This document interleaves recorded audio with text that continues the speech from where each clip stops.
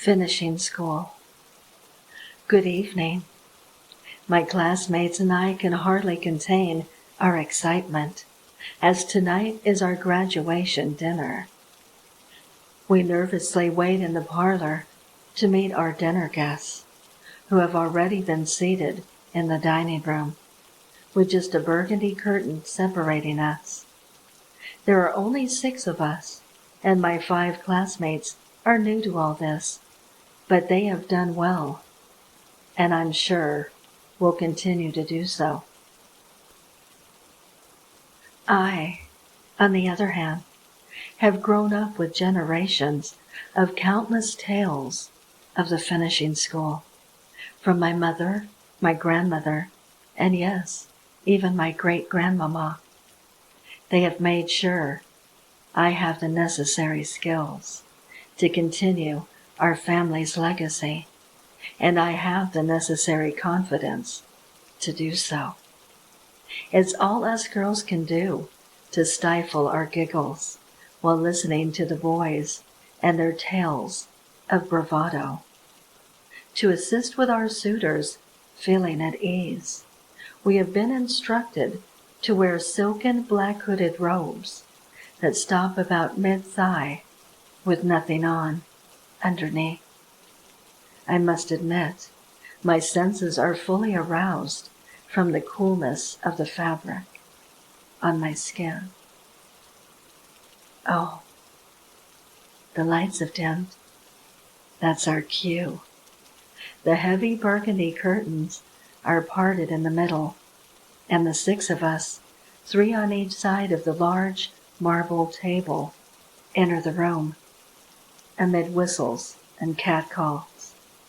As previously instructed, each of us stand to the right of our dates and remove our hoods. With a simple pull of a string, 6 robes fall to the floor as the dimly lit room becomes fully illuminated.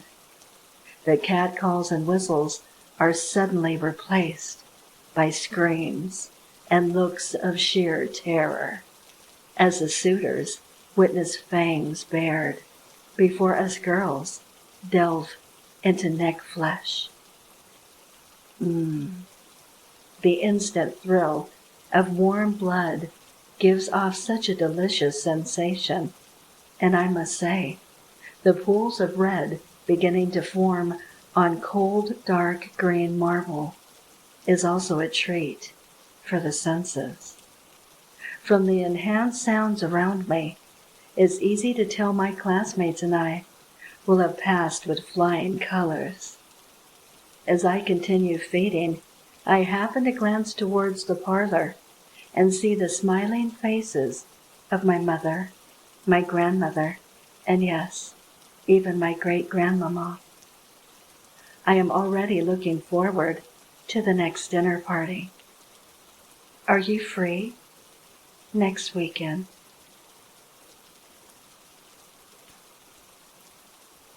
"747 souls in jar" is a weird sentiment collection. The idea of purchasing things just to have them, simply to say you own it. The only value of a collectible object derives from one's desire to own it.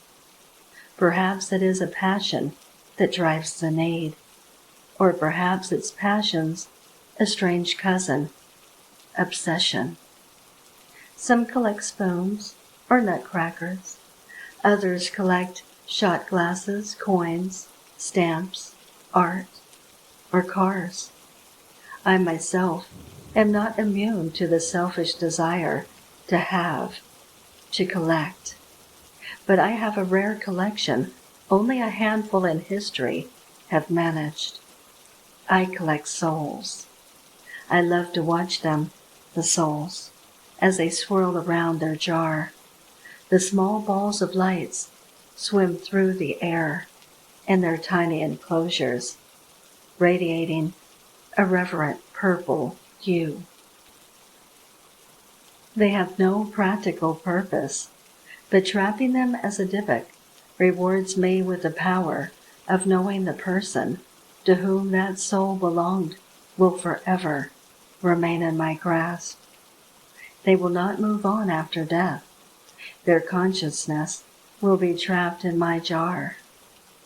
I store the souls, 9 in a jar, an enchanted one, of course. Any more than that, and they become crowded. I have filled my 83 jars. It's easier than you would think, convincing one to part with their soul. All it takes is a little bit of greed. Many a man or woman has found me, wrought with so much desire that they readily trade their most valuable possession. Oftentimes, it's the devoted love from a certain person they desire. That one is easy. I'll hand over a sealed card, a cursed card. The person who reads it will be enslaved to your love for the remainder of this life. Good luck getting away from them, should you change your mind. Just cut your hand, sign the curse with your blood. Her love is yours, and your soul is mine. Some come to me with a lustful desire for fame and fortune. That one is not so easy.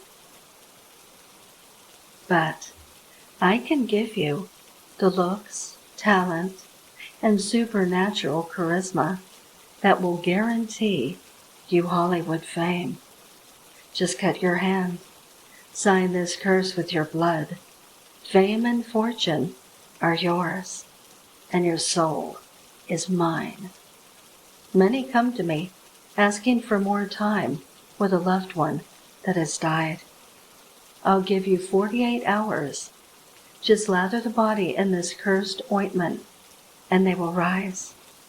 Be aware, though, that even I cannot reverse decomposition. Just cut your hand, sign this curse with your blood, and you'll meet your fiancé again, and your soul is mine. The smarter ones are repeat customers, as they offer another's soul. That's fine, so long as you can convince them to cut their hand and sign this curse with their blood. You'll get what you desire, and their soul is mine. Tell me, my friend, what do you desire the most? What would you give? Just cut your hand, sign this curse with your blood, and it will be yours. The Debt Collector. The black mist bled into the village, swallowing homes until everything was engulfed. The townsfolk stumbled out with lanterns in hand, shouting through the unnatural fog, eventually finding themselves at the village square. Children dotted the crowd, clinging to parents like baby chicks.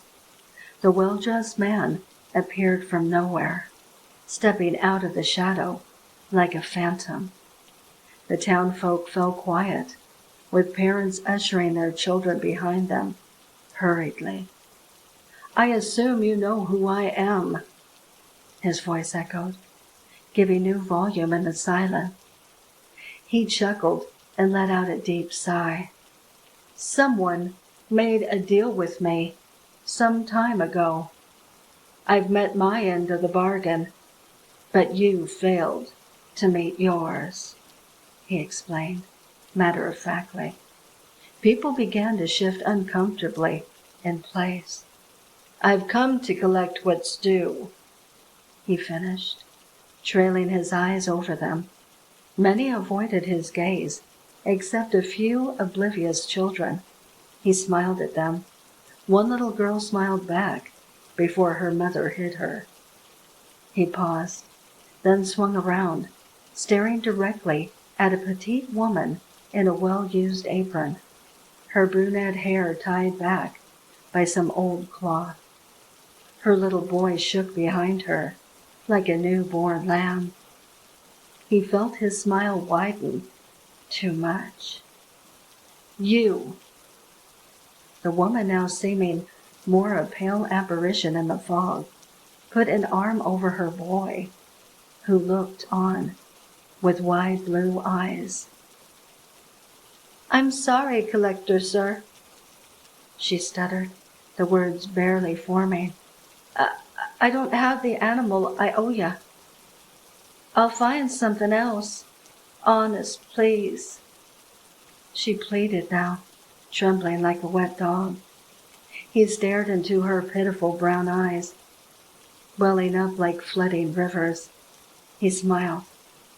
"All right," he soothed, his voice flowing like honey. "That's all right, Abigail. I understand," he reassured her, watching a sigh leave her like a plume of smoke. With it, tears spilled down her face. "Oh, Abby, hush now." "Shh," he cooed, approaching to hold her as she broke down in his arms, resting her head against his firm shoulder. He continued shushing her gently, rubbing circles over her back. The townfolk dared not to make a sound. "It's okay, really," he consoled, his eyes drifting towards her boy. He smiled then, a real, terrifying smile, showing all his serrated teeth. "I'll take him instead." There was a sudden yell, and then silence. She screamed the only way hysterical mothers can. She shrieked and wailed and even begged the fog for someone who was long gone. It retreated from her. It began retreating from the entire village, fading to wherever it came. All was left untouched but a single boy and his broken mother. When he returned a year later, approaching her doorstep, he left something wrapped in cloth before knocking and strolling some direction. As he reached the outskirts, he heard her scream, the way only hysterical mothers can, for a second time. Eyes are the windows to the soul, he'd heard. So he was sure she'd love such crystal blue pains.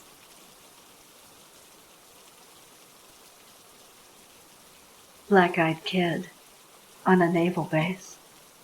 When I was in the Navy, I was living in base housing with some friends on Naval Base Kitsap in Washington State. One day, I was driving home and it was raining hard.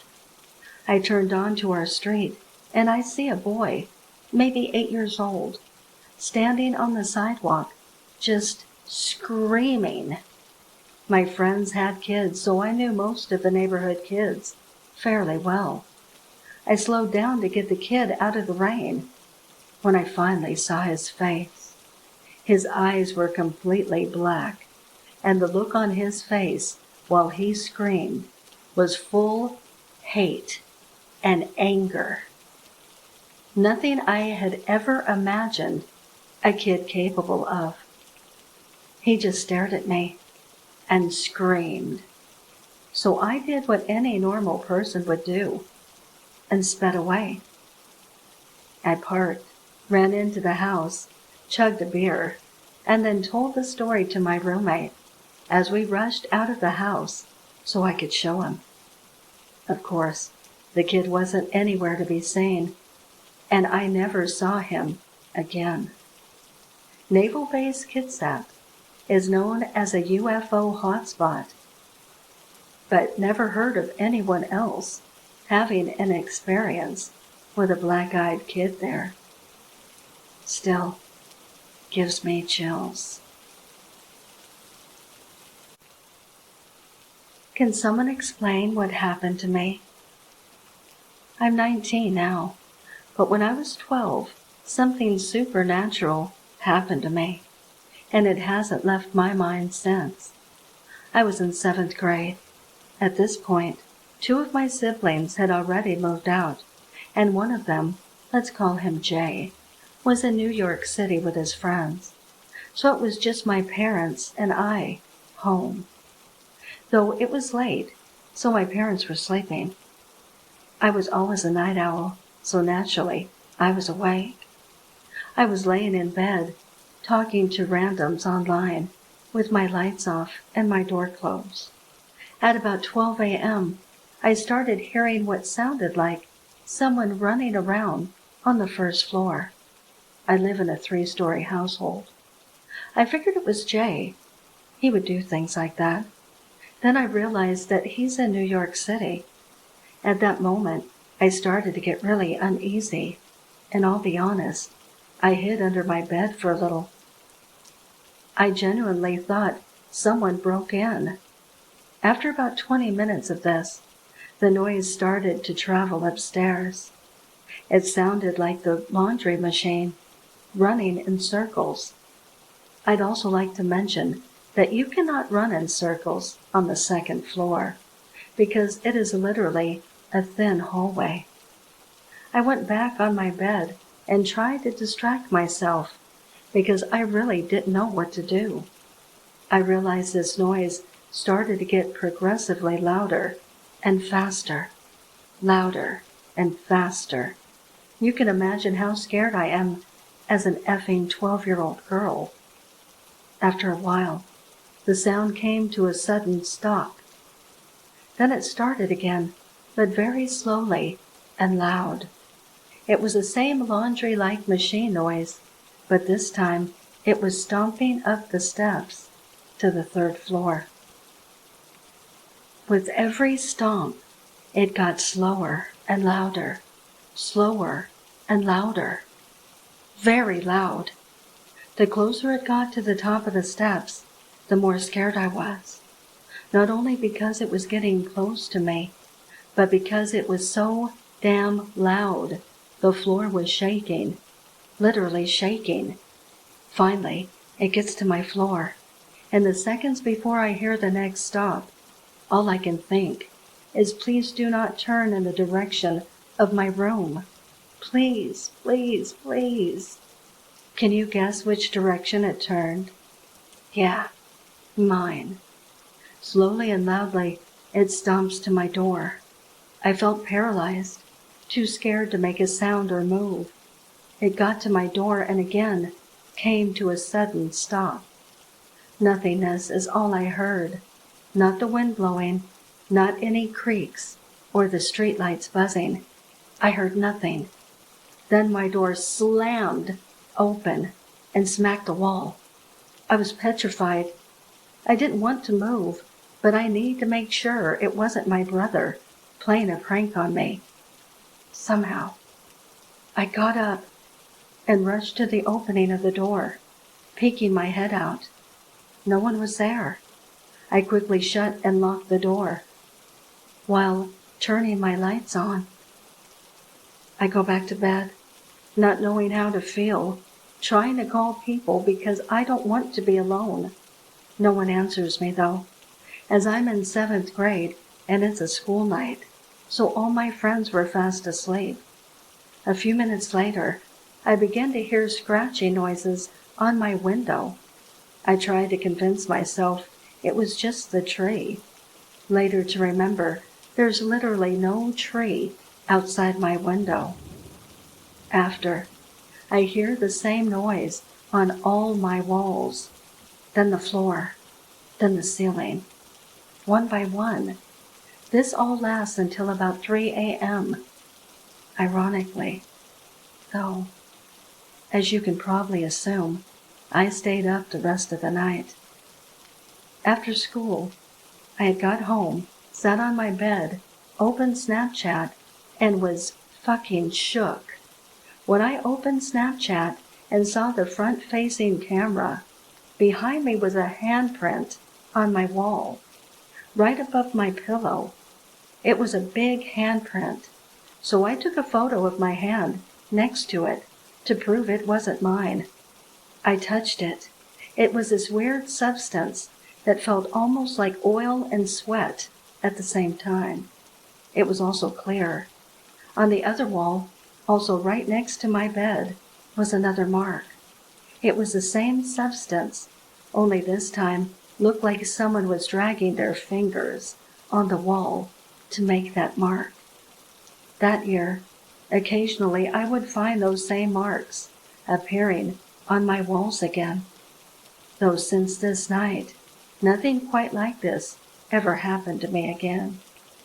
Does anyone know what this is?